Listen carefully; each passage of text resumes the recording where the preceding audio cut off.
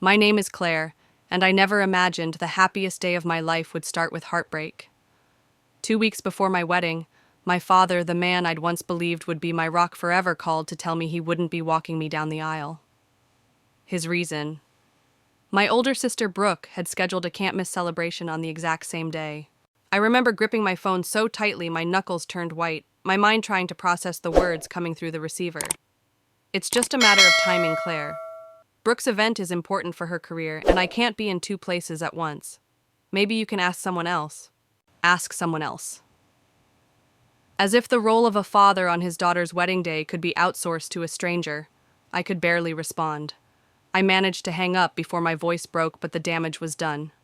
That one call sliced through years of effort I had put into holding our fragile relationship together. It's strange, isn't it? You think you've built a life strong enough to survive the cracks, but then one blow lands in just the right spot and everything splinters. I had survived family drama before Brooke had been competing for my father's attention since we were kids, but this was different. This was final, or at least it felt that way. I sat there in the middle of our tiny kitchen, wedding plans scattered on the table like fallen leaves after a storm, wondering how it had come to this. Outside, the New York spring was in full-bloom sunlight bouncing off the neighboring brownstones. Inside, I felt nothing but a cold, hollow ache. My fiancé Mark walked in from work just as I wiped away a tear I didn't want him to see. He didn't need an explanation.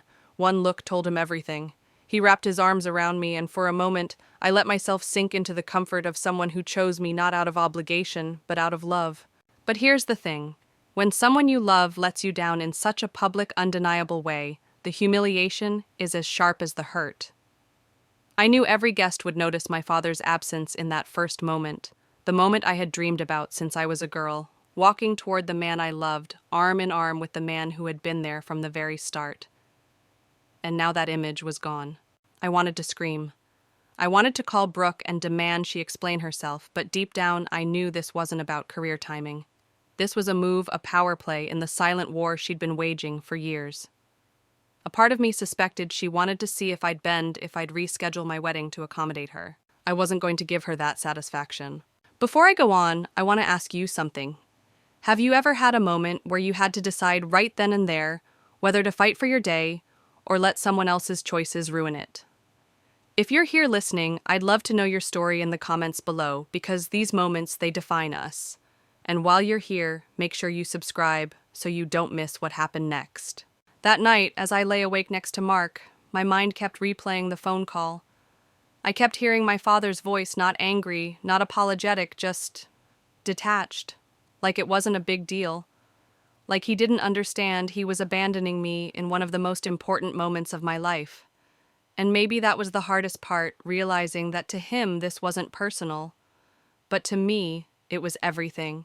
I didn't know it yet, but this wasn't just the story of my father stepping away. It was the beginning of something much bigger, a fight for my own space, my own voice, and my own definition of family. And I was about to learn that sometimes the people who walk beside you in your most important moments aren't the ones you share blood with. They're the ones who've shown up for you again and again when it counted. Growing up, my father was more than just a parent. He was my hero. I can still see him in my mind, tall, confident, with that warm, easy smile that made you feel safe no matter what was going on in the world. On Saturday mornings, he'd make pancakes shaped like animals just to hear me laugh. In the evenings, he'd help me with my science projects, somehow turning a pile of cardboard and glue into a volcano, so impressive it became the talk of my class. Our house in suburban New Jersey wasn't big, but to me it felt like the center of the universe. The walls held the scent of Mom's homemade apple pie, and the backyard echoed with the sound of our laughter during endless games of catch. I believed my father could do no wrong. He was the kind of man who would get up before dawn to shovel snow from our driveway, then clear the neighbors too, just because that's who he was. And when he told me at age 8, Claire, you can do anything you set your mind to, I believed him. Those words lit a fire in me that carried me through every challenge in school. Straight A report cards became our little tradition. I'd hand them to him, he'd grin from ear to ear, and we'd go out for ice cream, just the two of us. That's the man I remember. That's the man I thought I'd have forever. But memories have a cruel way of making you forget the cracks until they split wide open. The man who once made time for everything for me would over the years start to fade from my daily life. At the time, I couldn't pinpoint exactly when it began. Maybe it was after Mom got sick, or maybe it was after she was gone. But little by little, the warmth between us cooled, replaced by polite phone calls and birthdays marked with generic greeting cards. Still, I clung to those childhood memories like a life raft. I told myself that underneath the distance, he was still that man. I think that's why his promise to walk me down the aisle meant so much. It wasn't just about tradition, it was about reclaiming a piece of what we'd lost. The day he said I'd be honored when I asked him, I felt like we'd turned a corner. It was the first time in years I'd heard genuine emotion in his voice when talking to me. I started imagining how it would feel linking my arm through his, taking those first steps toward Mark, knowing my father was by my side. That image became a beacon for me through all the wedding stress, the endless vendor calls, the seating charts, the dress fittings.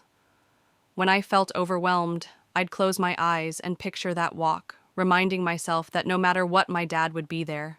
It's almost funny now how easily hope can disguise itself as certainty. When you're planning a wedding, you expect some curveballs. A caterer backing out a seamstress making a mistake, maybe even a groomsman getting sick. What you don't expect is the one person you counted on the most to simply choose not to show up.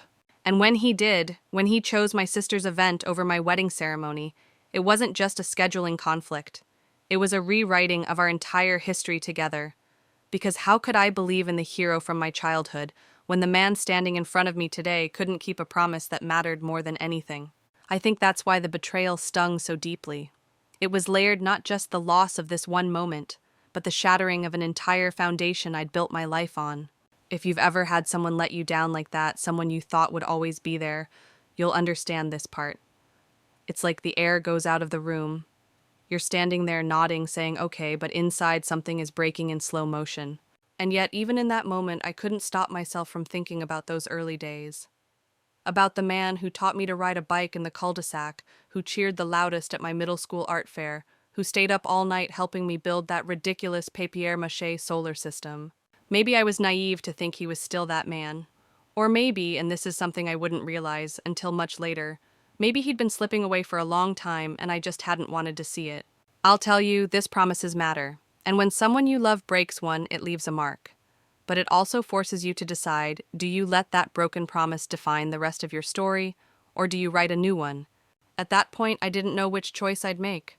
I only knew one thing: if my father couldn't show up for me on my wedding day, then I'd have to find someone who would. Losing my mom was like losing the sun. One day, everything was warm and full of light, and then suddenly, I was living in shadows. I was 13 when the doctor said the word cancer, and it didn't take long for our home to change. The smell of Mom's apple pie was replaced by the antiseptic sting of hospital rooms. The soft hum of her singing in the kitchen gave way to the rhythmic beep of medical machines. My father tried to be strong for us, but I could see the cracks. He threw himself into work, staying later and later at the office. At first, I thought it was to pay the medical bills, but after Mom passed, he didn't stop. Work became his escape, a way to avoid the silence of a house where her laughter no longer echoed. And in that silence, Brooke moved in. Not literally, she'd already been living with us, but in a way that claimed space that used to belong to me. She was 16 then, tall, athletic, and always quick with a confident smile when adults were watching. To everyone else, she looked like a teenager stepping up to help. But behind closed doors, it was different. Dad's dealing with enough, she'd say whenever I asked when he was coming home. You can't keep pulling at him for attention. It wasn't said with kindness, it was said like a warning. She started cooking dinners, bland pasta, overcooked chicken, and announcing them like she was running the household. She took over holiday plans, rearranged the furniture in the living room, even handled the mail before it reached me or Dad. And slowly, her voice became the one my father heard the most. I didn't realize it at the time, but she was building a narrative. Little comments here and there meant to shape his view of me. If I bought art supplies for a school project, she'd tell him I was wasting money. If I had a band concert, she'd say I told her I didn't care if he came. Always plausible, always framed as if she was helping him manage his time. Grief is a strange thing. It makes you see what you want to see. My dad wanted to believe Brooke was keeping the family together, and I wanted to believe he was still the same man who would always put me first. Neither of us wanted to look too closely at the truth that the closeness we once had was slipping through our fingers. High school was when I started noticing the real distance. I'd come home with an award or a piece in the school art show, and he'd nod politely, maybe say, "That's nice," before going back to his emails. Brooke, meanwhile, got long conversations over dinner about her basketball games and future college plans. The night it hit me hardest was my junior year. I'd been nominated for a regional art scholarship, something I'd worked toward for years. I'd reminded Dad over and over about the ceremony. But the night before, I overheard Brooke on the phone with him, her voice low, but clear enough to catch. Claire said, "Having you there might make her nervous. Maybe just send a card." The next evening, I stood on that stage, smiling for photos while other students had their proud parents beside them. My phone buzzed with a text, "Congrats. Important client dinner. We'll celebrate soon." We never did. From that point on, I stopped expecting him to be there. Not just for events, for anything. I poured myself into school, into art, into the idea that I'd get out as soon as I could. When I got into NYU with a partial scholarship, I didn't even tell him in person. I sent him an email. Looking back, I think leaving was the only way I could breathe. But the space I put between us didn't stop Brooke's influence. If anything, it made it easier for her to keep painting her version of me, the distant daughter, the one who didn't care. I used to think my wedding might be the bridge back to him. That asking him to walk me down the aisle could erase years of half conversations and missed moments. But grief changes people. And in our case, it didn't just change, it rewrote who we were to each other. The truth is, my father didn't lose me the day Mom died. He started losing me in the days and months after, every time he let Brooke speak for me, every time he accepted her version of events without asking for mine. And the call about my wedding, that was just the final, undeniable proof. If losing my mother had created the crack, Brooke was the one who turned it into a canyon. I didn't see it fully back then. Manipulation rarely looks like manipulation when you're in the middle of it. It feels like 1,000 small inconveniences, coincidences, misunderstandings, until you start lining them up and realize they all point in one direction. Brooke was good at it, scary good. She didn't yell, didn't openly criticize me in front of my father. She was too smart for that. Instead, she'd drop casual remarks that sounded harmless on the surface but carried sharp edges underneath. "Claire's been spending a lot lately, maybe you should talk to her about budgeting," she'd say after I bought supplies for an art competition. She'd leave out the fact that the school reimbursed me for those expenses. Or she said you didn't have to come to the concert. She knows you're busy, when in reality, I'd been counting down the days hoping to see him in the audience. The worst part, my father believed her, every single time. I remember the shift in his eyes. When I was younger, those eyes lit up when I walked into a room. Now they were guarded, as if he was bracing for me to disappoint him somehow. I didn't know how to fight back, not when I didn't have proof. Not when calling her out would only make me look defensive. It all came to a head the year I turned 17. I'd been nominated for another big art award, this one statewide. I told Dad the date months in advance. I even asked if he needed a reminder. He assured me he had it in his calendar. The night before the ceremony, I overheard him on the phone with Brooke. Her voice was dripping with false concern. "She told me she'd rather you not come. Says she's nervous you might make it a bigger deal than it needs to be." I froze in the hallway, my heart pounding in my ears. I wanted to burst and shout that she was lying, but something stopped me. Maybe it was the knowledge that even if I did, Dad would look at me with that weary expression, the one that said he trusted her version over mine. The next day, I stood on stage alone, while other winners posed with their parents. The applause felt hollow. The flash of the cameras was almost mocking, and then my phone buzzed with a text. "Proud of you. Client dinner ran late. We'll celebrate soon." We didn't. After that, something in me shut down. I stopped inviting him to things, stopped sharing my wins. Why bother? The message was clear in the story Brooke had written for him. I was the footnote, and she was the headline. When I left for college, I thought distance would make it easier. I limited my visits home to major holidays. The calls we had were short, polite, and mostly about surface-level things, weather work, small talk. Brooke was still the one keeping him updated about me, and I was still the one paying for it in silence. The irony is I didn't realize how deep the manipulation went until my wedding planning. That was when Brooke's strategy became impossible to ignore. She didn't just want to control how he saw me. She wanted to control the moments that mattered most to me.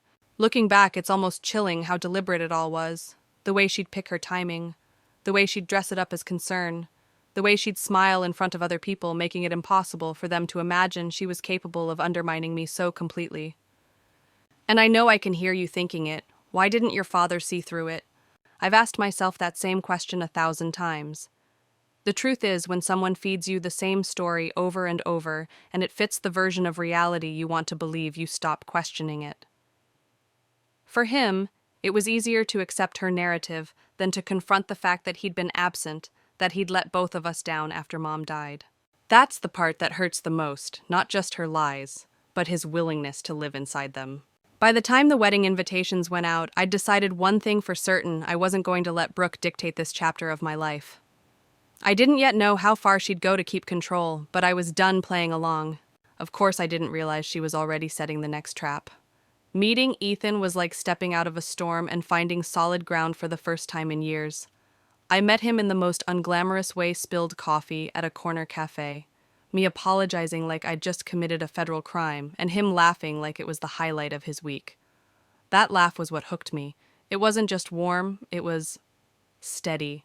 Ethan had this rare ability to make me feel seen without me having to perform for it. I didn't have to prove my worth, justify my decisions, or compete for his attention. For the first time in forever, I could just be. Our relationship moved slowly, at first Sunday morning walks, late night calls when he was traveling for work, and spontaneous road trips to nowhere in particular.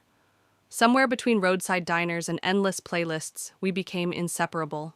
When he introduced me to his family, I was bracing for polite small talk and awkward smiles. Instead, I walked into a home that felt like something out of a Hallmark movie, his mom hugging me before I could even put my bag down, his dad insisting I call him Jim instead of Mr. Clark, and his younger sister immediately asking if I wanted to be her partner for game night. It was disarming. I wasn't used to affection that didn't come with a hidden price tag. I wasn't used to family dinners where no one took subtle jabs or whispered in corners. For the first time, I understood that family could mean something different, something safe. Ethan's parents didn't just accept me, they celebrated me. When I got promoted at work, his mom baked a cake with my name iced in blue. When my art was featured in a local gallery, his dad showed up with a camera and photographed every piece like he was documenting history. It was in that space, in the middle of all that love I hadn't earned, but was freely given, that I started to heal from years of Brooke's quiet sabotage. By the time Ethan proposed, I didn't just say yes to him. I said yes to that feeling of belonging, to that safe harbor I'd been looking for since Mom died. Planning the wedding was a whirlwind. I wanted something intimate but unforgettable. We booked a charming vineyard just outside the city, rows of grapevines stretching toward the horizon, fairy lights overhead, and the scent of lavender drifting in from a nearby field. It was the kind of place that made you believe in magic. The one decision I didn't hesitate on was asking my father to walk me down the aisle. Despite everything, despite Brooke's constant interference and the years of distance, there was a part of me that still wanted that moment. Maybe it was naive, but I believed it could be a chance for us to rewrite the ending. I told him in person over coffee at the same cafe where I'd met Ethan. His eyes lit up, and for a brief moment I saw the father I'd known as a little girl. "Of course, sweetheart," he said. "It would be an honor." That promise became my anchor. Every time wedding stress threatened to overwhelm me, I'd picture that moment, Dad and me side by side, stepping into a new chapter together. It was also around this time that I noticed Brooke taking more interest in my life again. She'd call under the guise of checking in, asking pointed questions about the guest list, the budget, even the music playlist. I tried to take it at face value, but something about her tone felt off, like she was storing away details for later. Still, I brushed it aside. I was too focused on the joy of the moment, the dress fittings, the cake tastings, the late-night DIY centerpiece sessions with Ethan's mom. I didn't know it yet, but this calm was just the quiet before the next storm. And storms? Well, I'd had enough of them to know they don't give warnings. 3 weeks before the wedding, the cracks started to show. It began with a voicemail from Brooke, cheerful on the surface, but with that razor edge I'd learned to recognize. "Hey Claire, just wanted to let you know I might have a work event pop up around your wedding weekend. I'll try to make it if I can. Anyway, call me back." She didn't even ask how the planning was going. She just dropped the hint like bait and waited for me to bite. I didn't. I told myself she was just fishing for attention, and I wasn't going to let her derail me. But 2 days later, my father called. His tone was different this time, hesitant like he was rehearsing a line he didn't want to say. "Sweetheart, your sister's big fundraiser got locked in for the same day as your wedding. She's the main organizer. You know how important this is for her career. I was thinking—" The rest of the sentence didn't matter. I already knew where it was going. My hand tightened on the phone until I thought it might shatter. "You were thinking what, Dad? That you'd skip my wedding to go to hers." He sighed. "It's not about skipping, Claire. It's just, I can't be in two places at once. And Brooke's event is more important than your own daughter's wedding." I didn't raise my voice, but the silence that followed was louder than any shout. It felt like déjà vu. Years of playing second to Brooke, of watching her get the spotlight while I made do with whatever scraps of attention were left, had built to this moment. And here it was, clear as day. If it came down to me or her, he'd choose her. I hung up before I could say something I couldn't take back. Ethan found me at the kitchen table that night, my hands shaking as I tried to focus on the seating chart. "What happened?" he asked. I told him everything. Brooks called Dad's decision, the way it felt like I was 16 again, invisible in my own family. He leaned against the counter, watching me for a moment before saying, "You know we don't have to keep letting them do this." "Do what?" "Rewrite your milestones around their priorities. This is our wedding. If your dad can't show up for you, maybe you stop making space for people who can't be there when it matters." It was a radical thought, the kind I'd never let myself fully entertain. Cutting someone out, even temporarily, went against everything I'd been taught about family loyalty. But loyalty had to go both ways, didn't it? The next morning, I called my dad again. My voice was steady this time. "I'm not changing the date. I'm not moving anything. If you can't be there, that's your choice. But I'm not holding space for someone who's already told me they'd rather be somewhere else." He started to protest, but I cut him off. "Dad, I need to know that when I walk down that aisle, the people standing beside me want to be there. Not because they were guilted into it, but because they choose me. If you can't do that, I'll ask someone who can." That was the last real conversation we had before the wedding. He didn't confirm or decline. He just went quiet. It should have broken me. And in a way it did, but it also lit something in me. A stubbornness, a refusal to keep letting the people who hurt me have the final say in my happiness. I still had Ethan. I still had his family, who had shown me more genuine care in 2 years than I'd gotten from my own in a decade. And if Brooke's latest stunt had taught me anything, it was that I didn't need to keep playing a game I'd never agreed to in the first place. By the end of that week, I'd made a decision. If my father chose not to walk me down the aisle, Ethan's dad, the man who had shown up for me without hesitation, would take his place. It was a quiet choice, but it felt like a turning point. For once, I wasn't waiting for Brooke to make the first move. I was making mine.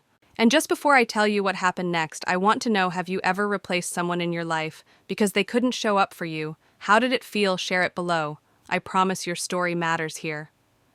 The following Monday, I was halfway through addressing invitations when Ethan walked in, holding his phone like it might bite him. "You need to see this," he said, sliding it across the table. On the screen was a Facebook post from Brooke, a glossy, over-the-top announcement for a black tie gala celebrating her promotion to executive director. The date bold and front and center, the exact day of our wedding. Underneath, dozens of comments gushed about how inspiring she was, how they couldn't wait to attend. And there, buried in the middle, was a reply from my father. "Proud doesn't even begin to cover it. I'll be right by your side that night, kiddo." I could feel my heartbeat in my ears. It wasn't just that he'd chosen her, it was that he'd declared it publicly, before even telling me. I stared at the photo she'd attached, her in a designer dress, champagne glass in hand, that perfect camera-ready smile, and the caption beneath it. "Once-in-a-lifetime opportunities don't wait. Sometimes you have to prioritize." I knew exactly who that was aimed at. That night, I called him. "Dad," I said, keeping my voice even, "you didn't tell me you were going to post that comment." He hesitated. "Brooke's event, it's a huge step in her career. She's worked for years to get here. So, have I shot back, "Do you think I just woke up one day with a wedding planned? Do you think it's not a once-in-a-lifetime event for me?" There was a pause long enough that I almost thought he'd apologize. But instead he sighed. "Claire, she's your sister. She needs me there. And I don't." I hung up before the tears could come. 2 days later, Brooke called. Her voice was syrupy sweet, but the words dripped poison. "I heard you're upset. But come on, Claire. You know Dad's the face people expect to see with me at these things. It's not personal. Not personal." She had deliberately picked the same date, knowing full well it would force a choice, and she'd won again. That was the breaking point. Ethan and I sat on the couch that night, surrounded by RSVP cards, and I told him the truth. I can't walk down that aisle with a pit in my stomach, wondering why I wasn't enough for him to show up. Then don't, Ethan said simply. Pick someone who has shown up, every single time. That's when I thought of Frank, Ethan's father. The man had fixed my car in the pouring rain, when my own dad said he was too busy. He'd called me kiddo the first time we met, the way a dad does when he's already decided you're family. And he had never made me feel like I was second to anyone. The next morning, I asked Frank to coffee. I barely got the question out before he leaned back, eyes soft, and said, "It would be my honor, Claire." I didn't expect the wave of relief that hit me. It wasn't just about filling a role, it was about reclaiming the moment. Still, a part of me hoped Dad would change his mind. I left his name on the program just in case. But I also knew I couldn't put my happiness on hold waiting for a miracle. 3 days later, I got a text from him. Just one line, "I'm sorry I can't make it." No explanation, no warmth. And for the first time in my life, instead of chasing his approval, I set the phone down and smiled. Because I knew deep down I was done letting him or Brooke dictate the milestones of my life. The choice had been made, not by him but by me. And before I tell you how that choice played out on the wedding day, let me ask, what would you have done in my place?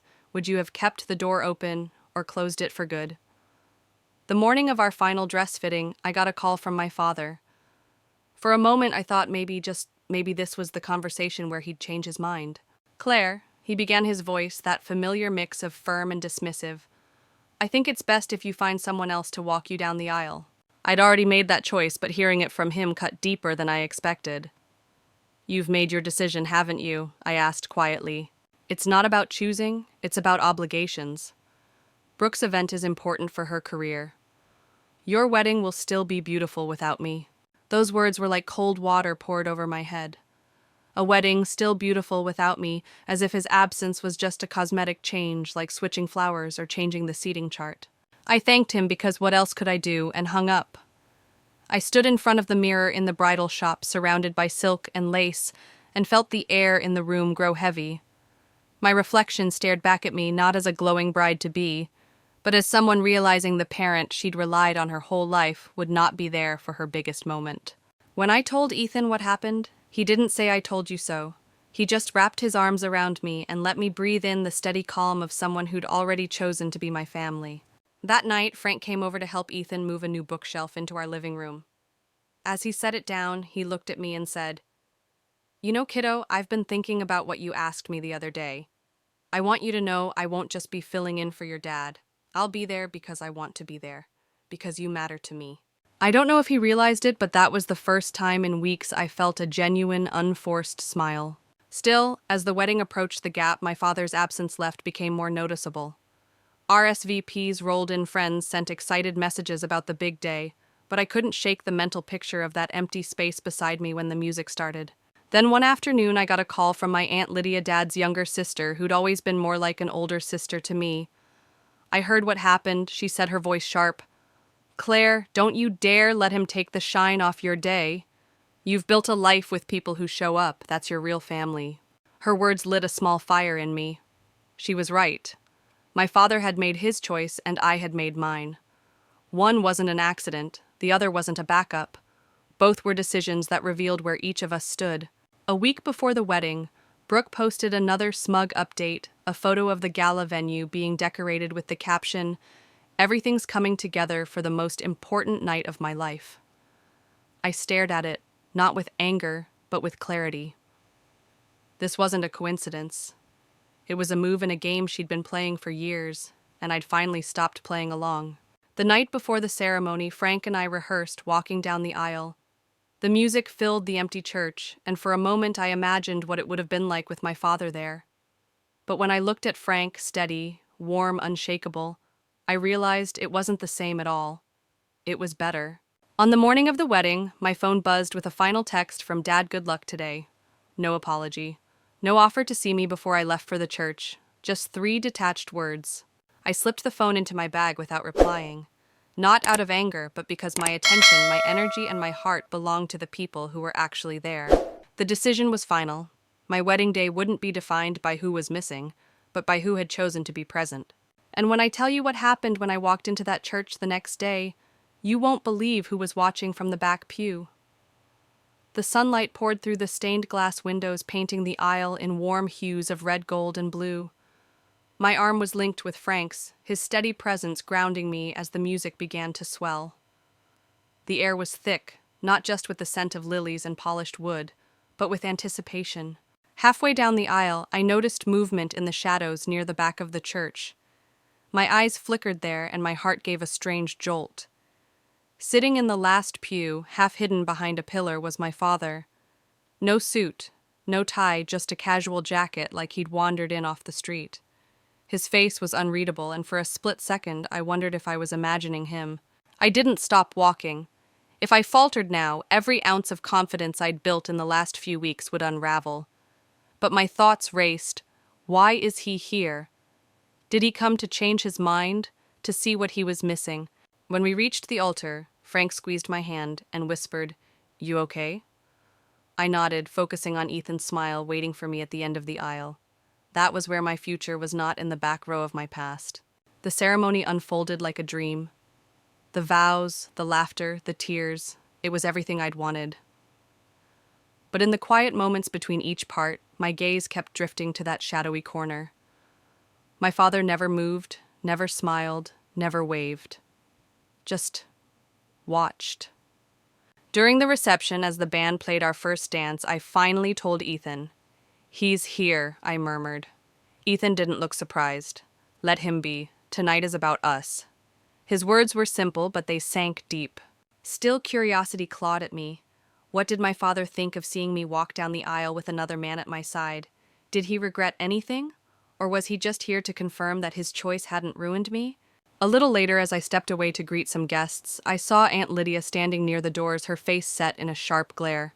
She had her phone in hand, and when I got closer, she showed me the screen, a photo from social media. It was Brooke. The so-called career gala was nothing, just an empty banquet hall. The timestamp showed it had been posted that morning. "That's strange," I said, my stomach tightening. "Her big event was supposed to be tonight." Aunt Lydia gave me a knowing look. "Exactly. I think you already know what this means." The truth clicked into place so quickly it almost knocked the breath out of me. Brooke hadn't had an event at all. She'd lied. Lied to my father, lied to me just to make sure he wasn't there for me. I felt the heat rise in my chest. Years of subtle manipulation, whispered lies, carefully crafted slights, this was the culmination. And now my father was sitting in the back of the church, seeing me radiant and happy, while the foundation of his decision was crumbling right under him. Frank noticed the shift in my expression and walked over. "You're thinking about confronting him, aren't you?" "Not now," I said firmly. "Tonight I celebrate, but soon." My voice trailed off into a promise, one that pulsed with a mix of hurt and resolve. "If you've been watching this far, tell me, what would you do? Would you walk over right then and there, or wait until you had undeniable proof to drop in his lap? I'm curious." I tucked the revelation into the back of my mind, smiling for the photos, raising a toast and savoring every second of the night. Because now, there was something more than closure waiting for me. There was a reckoning. And when it came, my father would have to face the truth, not just about Brooke's lie, but about the years of choices that had led him to the back pew of my wedding, a spectator instead of a father. The morning after the wedding, the world felt different, like someone had opened a window in my life and let in fresh air. The day had been perfect, the kind of memory you want to bottle up and keep forever. But under that joy, the image of my father in the back pew lingered like a shadow in the corner of the room. Ethan and I were sitting at the kitchen table of the cozy little cabin we'd rented for a few days before the honeymoon. My hair was still damp from the shower, and sunlight spilled across the table, catching on the rings we'd exchanged just 24 hours before. Frank had stopped by with a basket of pastries and a thermos of coffee, his easy smile just as steady as it had been when he walked me down the aisle. We were laughing about one of Ethan's uncles trying to lead the band in an impromptu karaoke performance when Frank's tone shifted. "There's something you should know," he said. I leaned in, my smile fading. Frank glanced at Ethan, who nodded for him to continue. "Your dad came up to me before the ceremony, said he wasn't sure he should even be there. I asked why, and he said, Brooke told him you'd banned him from the wedding. The words hit me like a slap. My voice was sharp, almost shaking. Frank nodded slowly. He said he didn't believe it at first, but then she told him you didn't want to see him unless he chose her over you. She framed it like you gave him an ultimatum.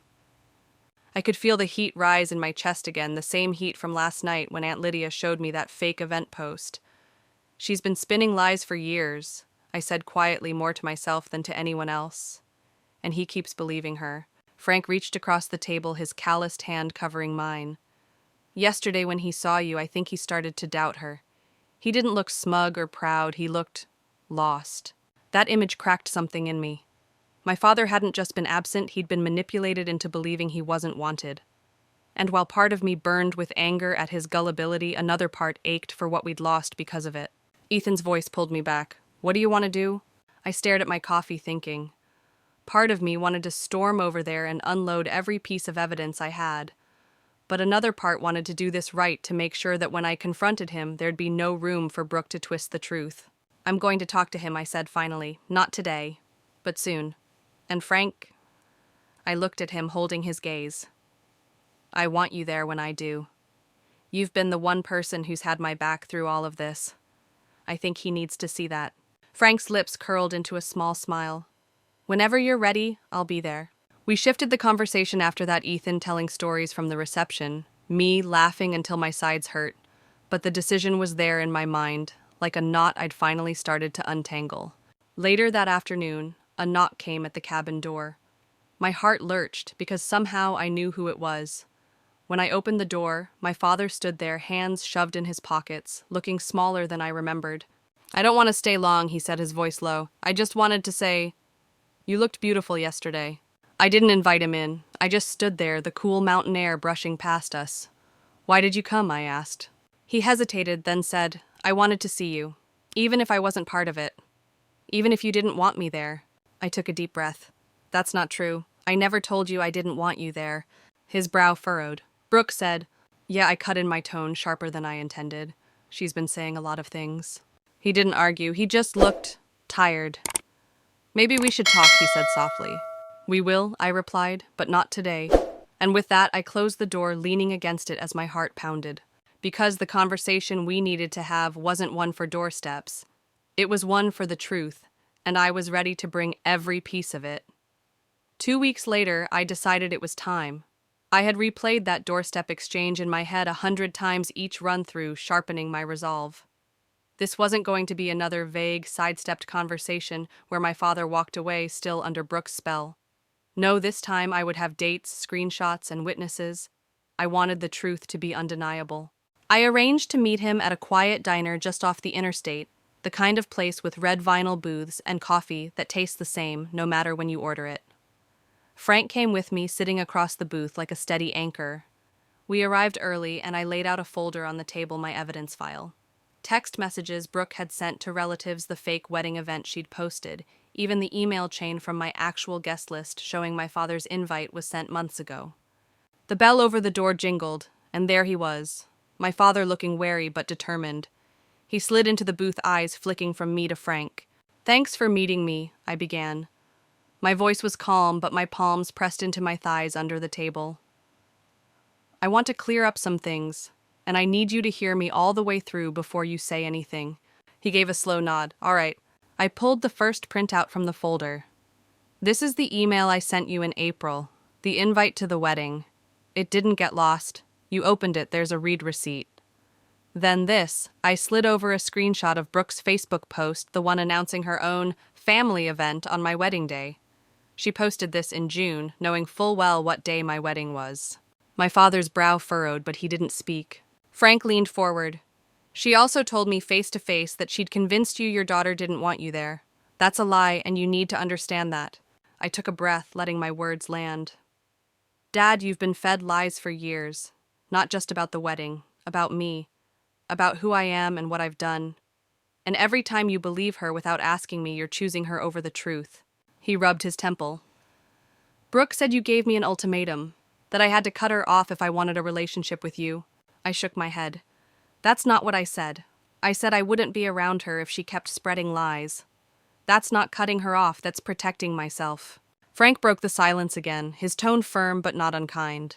Your daughter has done everything she can to keep a door open for you. Brooke's the one slamming it shut. My father stared at the table for a long moment, his jaw tight. I don't know who to believe anymore, he admitted finally. I leaned in, my voice low. Then believe what you can see. I gestured to the folder. It's all here.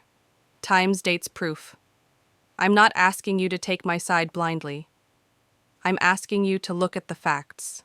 He hesitated, then picked up the folder. His hands trembled slightly as he flipped through the pages. When he reached the fake event post, his mouth tightened. I didn't know she did this. No, I said softly, you didn't want to know. That hit him, and for the first time I saw something shift behind his eyes, something like doubt breaking through the fog. We sat there in silence for a while.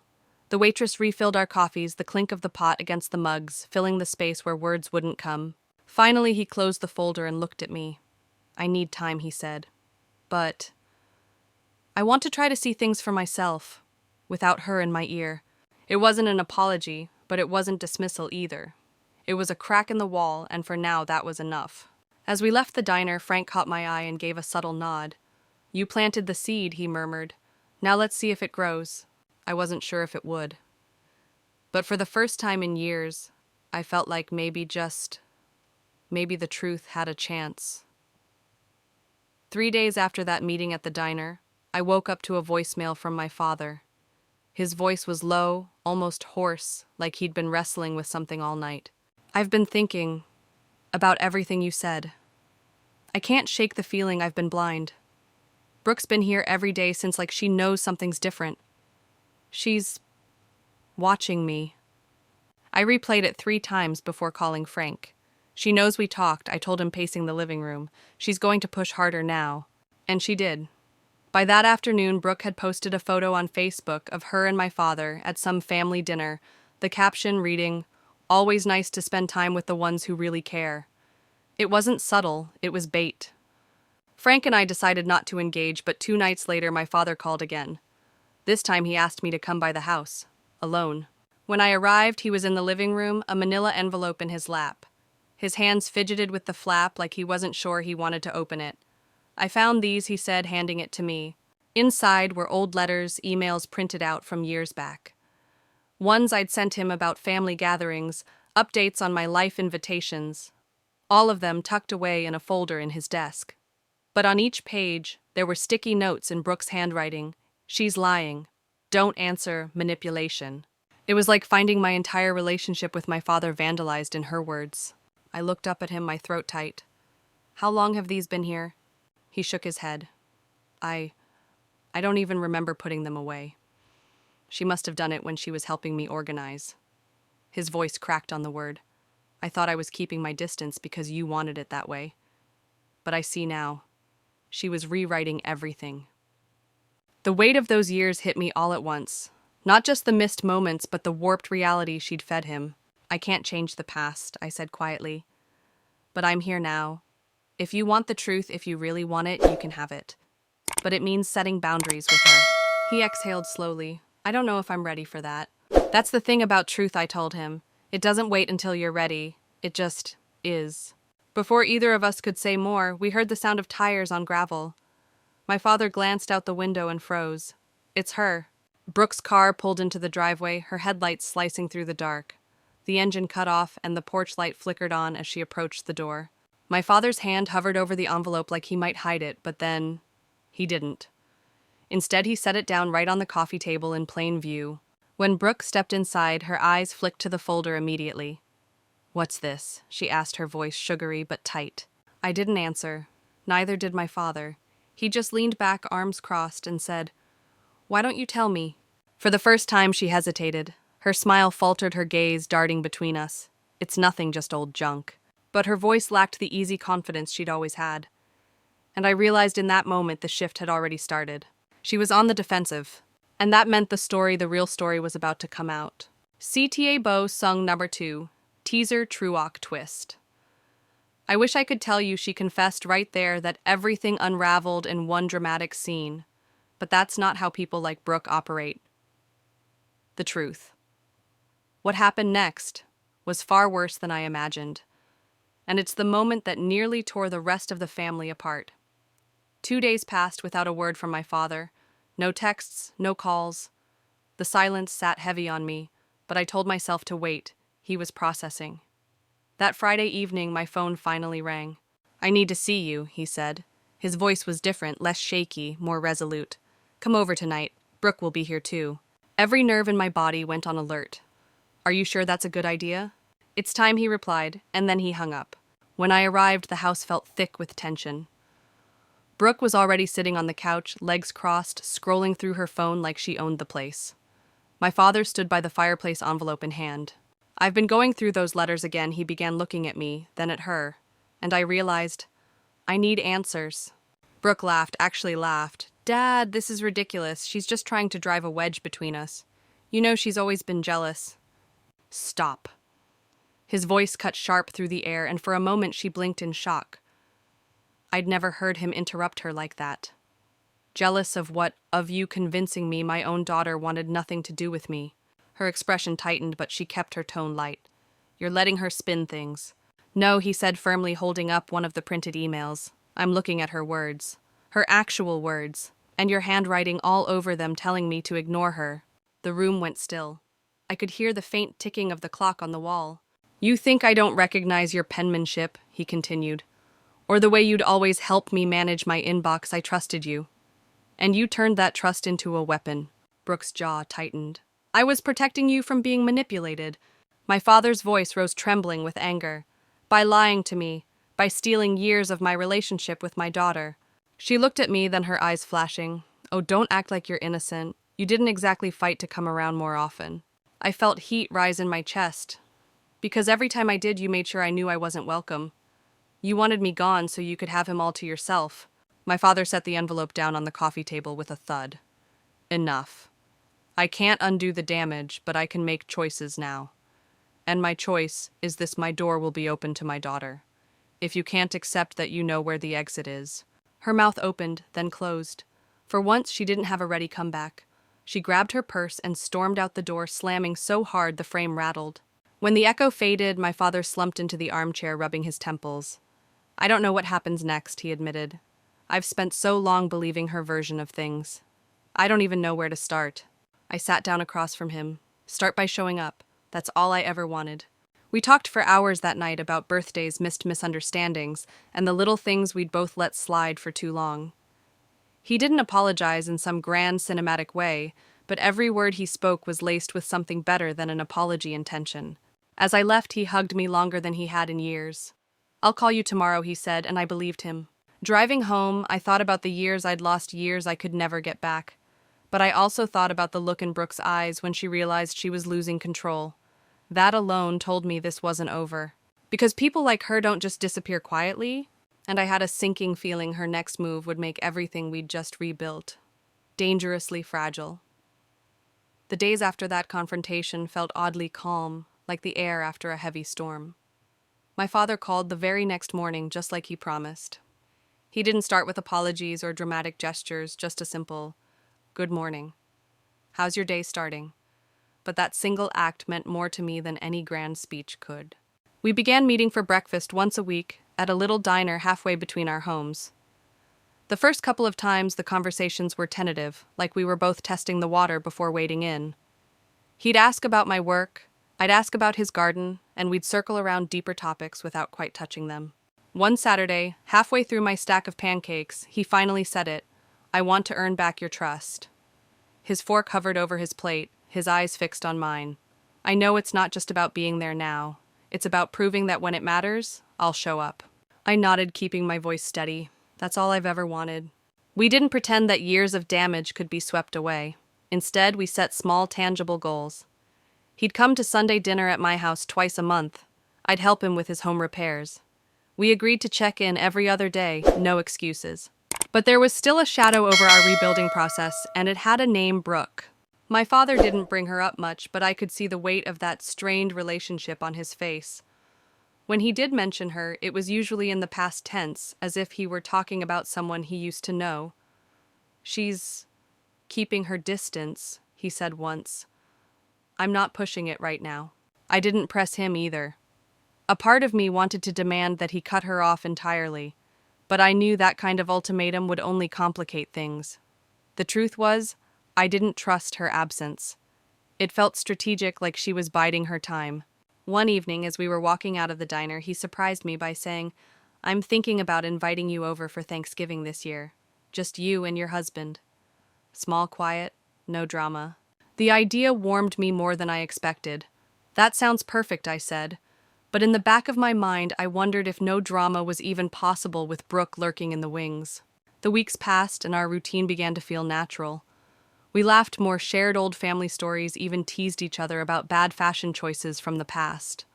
For the first time in years, I caught myself actually looking forward to our time together. Then one Sunday afternoon, my phone buzzed with a text from an unknown number. "Funny how he runs back to you now. Don't get too comfortable. Things change fast." No name, but I didn't need one. The tone was unmistakable. Brooke had found her way back into the game. I didn't tell my father about the message, not yet. I didn't want to derail the progress we'd made.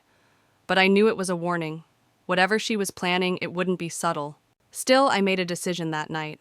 I couldn't live waiting for the next strike. I wasn't the same person she'd pushed around all those years. This time, if she came for me, I'd be ready. Thanksgiving was only a month away. I had a feeling it was going to be more than just a holiday dinner. It might be the ultimate test of whether my father and I had truly rebuilt something real, or if Brooke could still shatter it with a single, well-placed blow. As I set the table in my mind for that future meal, I realized something important. Even if everything fell apart again, I wasn't going to lose myself in the wreckage this time. I had finally learned the truth about family, and that truth was coming with me into whatever happened next. Thanksgiving morning dawned with that crisp golden light that only late November seems to have. I woke up earlier than usual, my mind already running through every possible scenario. I'd told myself not to expect perfection, but deep down I still wanted this day to be proof that my father and I could finally have peace. My husband helped me pack up the pumpkin pie and roasted vegetables I'd prepared, and we drove to my father's house in a silence that wasn't uncomfortable, but charged, like we were both bracing for impact. When we pulled up, the first thing I noticed was that there were more cars in the driveway than there should have been. My stomach tightened. I'd been promised a small, quiet dinner. The front door swung open before I even knocked. My father stood there smiling nervously. Come in," he said, stepping aside. That's when I saw her. Brooke? She was leaning against the kitchen counter, holding a wine glass like it was part of her hand. She smiled, but it wasn't warm.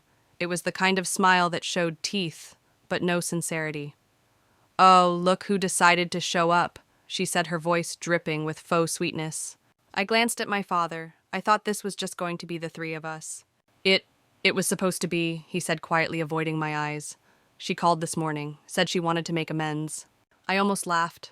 Brooke didn't make amends. She made moves. Still, I forced a polite nod and stepped inside. The table was set for 6. Apparently, she'd brought a couple of friends, people I didn't know and didn't particularly want to. They were already deep into the wine and making themselves at home. Dinner started tense. Conversations skated across safe topics: the weather, the football game later, holiday shopping. Brooke, of course, couldn't resist needling me. Little comments slipped in between sips of wine about my newfound closeness with Dad, how some people only show up when there's food on the table. Halfway through the meal, she dropped the real grenade. "So, Dad," she said loudly, "are you going to tell her about the will changes you've been talking about?" The table went quiet. My fork froze midair. "What changes?" I asked. My father's face flushed. "It's nothing." Brooke cut him off. "He's thinking about making things fair, splitting everything evenly, not just leaving the house to you." I realized instantly what she was doing. She wanted me to blow up to prove to my father that I was selfish and manipulative. But I wasn't going to give her the satisfaction. I set my fork down calmly. "If that's what Dad wants, then that's his choice," I said evenly. "I'm here for the relationship, not the real estate." The look on her face was priceless, like she'd just taken a swing and missed completely. After dessert, her friends made excuses to leave. Brooke lingered in the doorway, clearly annoyed that her big moment hadn't landed. As she walked past me, she muttered, "This isn't over." I didn't flinch. "It is for me," I whispered back. When the door finally closed behind her, my father sat down heavily at the table. "I'm sorry," he said, rubbing his temples. "I shouldn't have let her come. I thought maybe it could work." I put my hand over his. Dad, the fact that you even see what she's doing now, that's the progress. That's what matters. We sat there in the quiet for a long time, sipping coffee, letting the warmth of the moment sink in. Brooke might still be out there scheming, but for the first time, I felt like she didn't have the power to tear us apart anymore. As we drove home that night, I realized that this dinner hadn't been the peaceful reunion I'd hoped for, but it had been a victory. A subtle, quiet victory that was ours alone. And if anyone watching my story has ever had to deal with a person like Brooke, you know sometimes the biggest win is simply not letting them win. Life has a strange way of teaching us who truly belongs at our table, not just on Thanksgiving, but in every season. That night, as I sat in my living room with a blanket over my lap and the last of the pumpkin pie in front of me, I realized something important. Peace isn't about having perfect family gatherings or everyone agreeing. Peace is about knowing your boundaries, holding on to them, and finding comfort in the relationships that respect them. My father and I didn't magically erase all the years of distance, but we started to build something new, something based on honesty, not appearances. And that meant more to me than any inheritance or hollow apology. Brooke may never change. People like her rarely do. But I learned that I don't have to change her to protect my own peace. I just have to stop stepping into the traps she sets. That's a lesson I wish I'd learned sooner. You can love your family and still say no to the parts of them that hurt you. If you've ever been in a similar situation where someone tries to pull you into their drama just to keep control, remember this. Walking away isn't losing. Sometimes it's the bravest, most freeing thing you can do. And if this story resonates with you, there's another one I shared that you might find just as eye-opening, about the Christmas I wasn't invited to and how I turned it into a celebration I'll never forget. Click over to watch that next, and let's keep this conversation going about how we reclaim our peace no matter who tries to take it.